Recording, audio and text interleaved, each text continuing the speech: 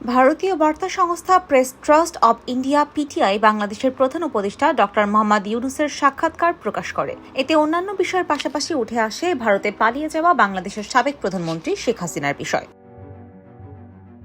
হাসিনার বিষয়ে ক্ষোভ প্রকাশ করেন ডক্টর ইউনূস। বলেন, ভারতে অবস্থান করে বিভিন্ন রাজনৈতিক বিবৃতি দিচ্ছেন তিনি, যা অবন্ধুসুলভ। বাংলাদেশ ফেরত না যাওয়া পর্যন্ত সেখানে অবস্থানকালে সাবেক ওই প্রধানমন্ত্রীর চুপ থাকা উচিত বলে মন্তব্য করেন প্রধান উপদেষ্টা। ডক্টর ইউনূস বলেন, ভারতে শেখ হাসিনার অবস্থানে কেউ স্বস্তিতে নেই। তাকে দেশে ফিরিয়ে এনে বিচারের কাঠগড়ায় দাঁড় করানোর কথাও জানান তিনি। গণঅভ্যুত্থান ও জনরোষের মুখে পালিয়ে যাওয়া হাসিনার এখন চুপ থাকা উচিত বলে মন্তব্য করেন বাংলাদেশের সরকার প্রধান।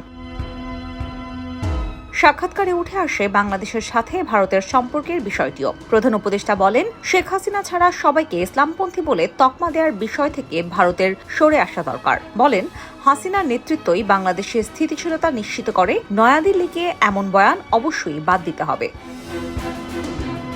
ঢাকার সরকারি বাসভবন থেকে দেয়া সাক্ষাৎকারে বাংলাদেশের সম্প্রতি সংখ্যালঘু সম্প্রদায়ের উপর হামলার অভিযোগ এবং এ ঘটনায় ভারতের উদ্বেগ প্রকাশকে শুধুই একটি অজুহাত হিসেবে আখ্যা দেন সরকার প্রধান।